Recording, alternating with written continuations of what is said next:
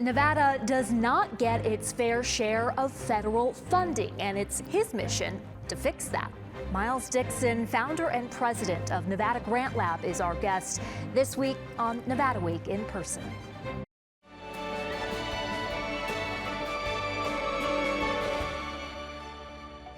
Support for Nevada Week in Person is provided by Senator William H. Hernstat.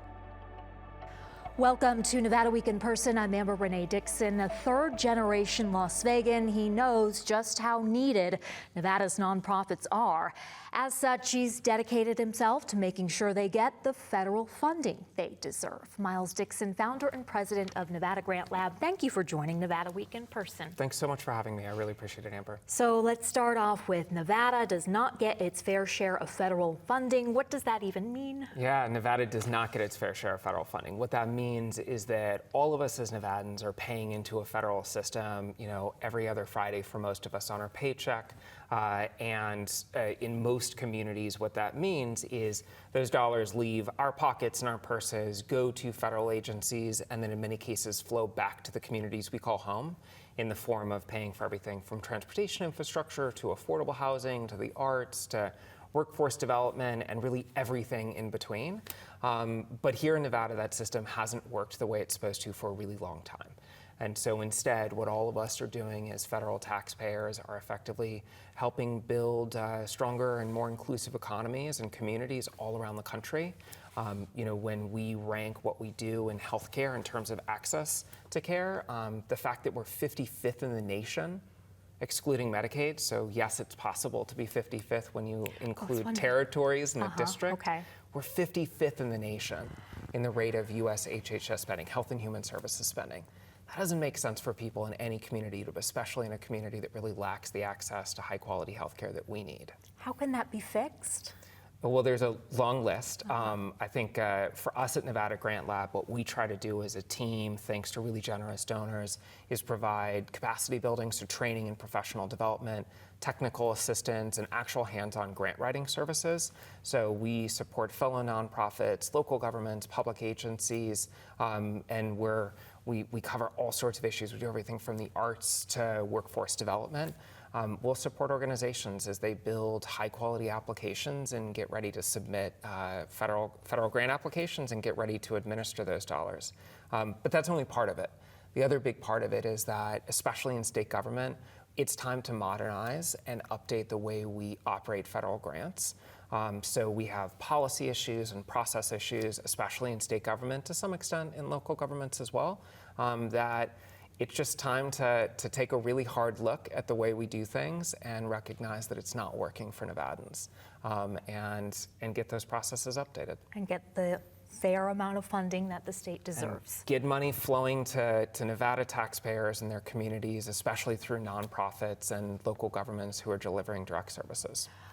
What do you think the average person thinks of when they hear nonprofit?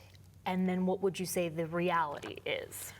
So I think a lot of people, when they think about nonprofits, they think about organizations who are helping people, right? Whether it's delivering food or helping folks get back up off their feet after a crisis or delivering healthcare. All of those things are true. Mm-hmm. That is exactly what I hope people think of, is amazing individuals and organizations that are helping their neighbors have the greatest opportunity they can in their lives. I think what we also need to understand is that nonprofits operate as corporations.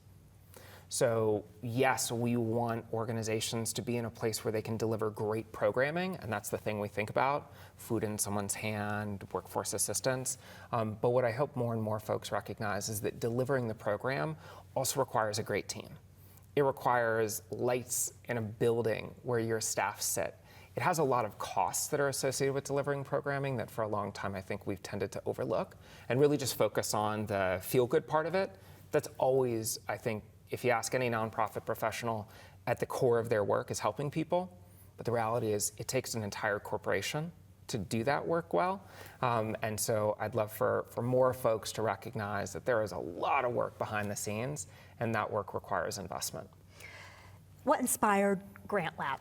When was that, and why did you start it? Yeah, Grant Labs started in June 2020, so just over 4 years ago. What inspired it is that I've worked in and around the nonprofit sector here for almost 15 years. And at almost every single juncture, I've seen great people and great organizations doing really important work. And so often, they just don't have the resources they need to do their best work. And the absence of federal funding is such a key part of that. And so as the pandemic took its grip and the strip closed and folks found themselves out of work, and in here in Nevada also without the immediate access to unemployment assistance that they needed, the importance of nonprofits was going to be, and in fact was, higher than ever. And those federal dollars that were coming in the form of the CARES Act and ultimately the American Rescue Plan, they were the funding to address the very needs that our community and so many communities had. The problem is we were bad at getting federal money on an ordinary day. And so the prospect of somehow getting so much better at that, while we were also figuring out how to address as a community longer lines for food assistance, vaccines, business closures, all the things, it just didn't seem realistic. And when you say we, do you mean at the state level, we as a state, or are you talking about individual nonprofits within Nevada and their ability to get federal funding? It's all of the above. Okay. So the challenges that exist at every level of every level of our community. I think the state, as a state government, has historically really missed the mark on getting federal funds, and because the vast majority of federal money goes first to a state government, and then it flows down to local governments or public agencies like a health district or a nonprofit. When the top of the river is all dammed up, you don't see much coming downstream. And so we lack that infrastructure at every level in this state. How did you get into this line of work with nonprofits? Because originally you intended to become an attorney. I mean, you do have your law degree from UNLV. Yeah, I'm a really proud Boyd Law alumni. I graduated in 2011. I got into nonprofits, I think like many people do, which is a little unexpectedly. I went searching for a job in my 1L, my first year of law school. After my first year, went search for a job. I was trying to get a job at MGM actually, and a friend of a friend knew a senior executive there named Poonam Mather. And I got an introduction to Poonam, and I went and sat with her at Starbucks on Paradise Road, and introduced myself and told her I'd been working for 7 years and I love the hospitality business because that's kind of the space I was in, and I wanted to work at MGM. And she said that was great, and that she also thought there was another job I should look at, which was at a food bank that was just starting, which was 3 Square. So in 2009, rather than going and working in a corporate law environment like I thought I would and like I wanted to, I found myself as an intern at 3 Square. And that was 15 years ago, and I've never left the space. That experience, I mean, that was in the infancy of 3 Square. Yeah. To see what it's become, how do you think that all impacted you?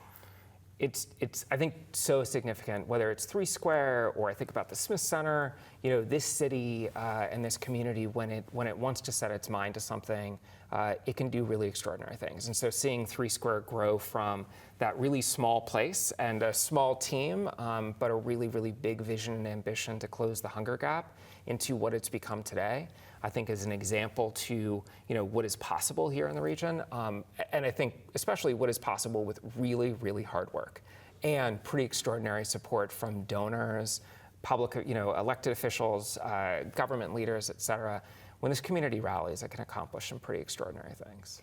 We talked a little bit about this off camera, but what did your peers and your family members think when you said, I'm not going to be an attorney, I'm going to go into the nonprofit sector? Yeah, so, most people go to law school wanting to be an attorney. I was the same. I always envisioned that. I come from grew up in a pretty working class family here. And, when you, just like a lot of kids who think they want to have money and do well, you become an attorney or a doctor or something, right? And so I went to law school fully expecting to become an attorney. And I think through the process, realized that may not be the right career for me. I was fortunate to work for years before going to law school, so I had a sense of what was important to me, the experiences I liked. And yeah, when I finished law school, I was working for a large law firm as an extern up in Carson City, and came back to Las Vegas walked across the stage for graduation, withdrew from the bar, and decided to do something pretty different with my life. What did people say about that? Yeah, I think people were pretty skeptical. I have to say, I think I was skeptical. I had plenty of nights thinking, what did you do? Especially, with student loans. And going into the nonprofit sector is not exactly a highly compensated role often. And so, yeah, I think people probably thought I was a little nuts. And I thought the same some days, but, sometimes you just have to know yourself. Are you still nuts, you think?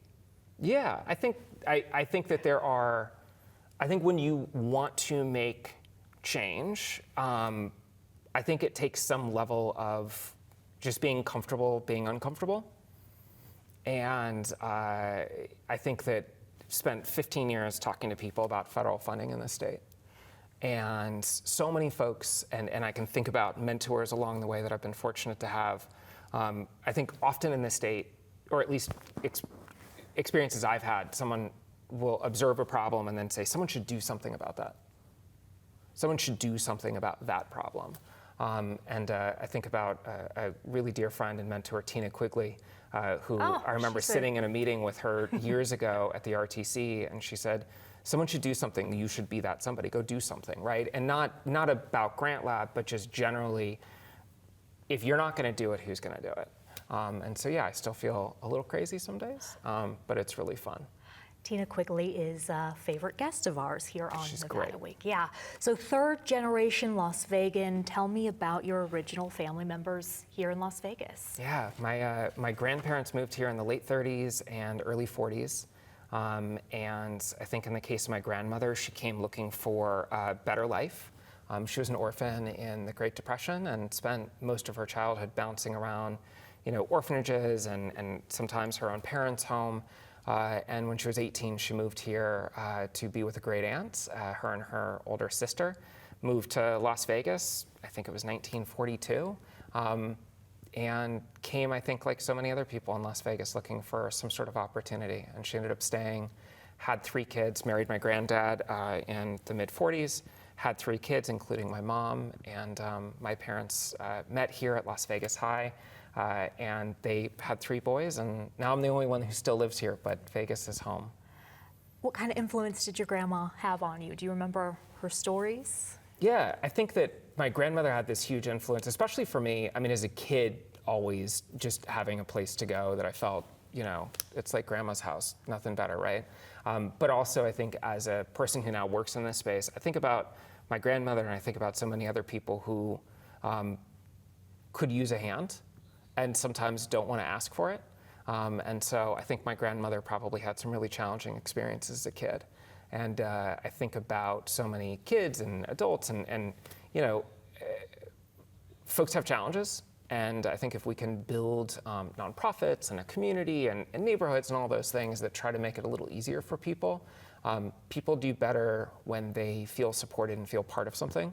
So I think that it matters. And I think about my own parents.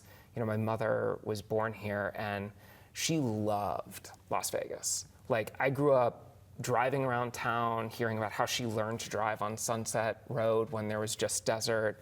And so I think the combination of my grandmother's story, my mom's love for Las Vegas, and my dad's a kind of person who I think always saw it as important to help people and taught all of us kids that. So I think between the collection of them, it has a lot of impact on what I do.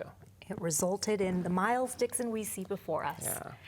Thank you so much for joining Nevada Week in person.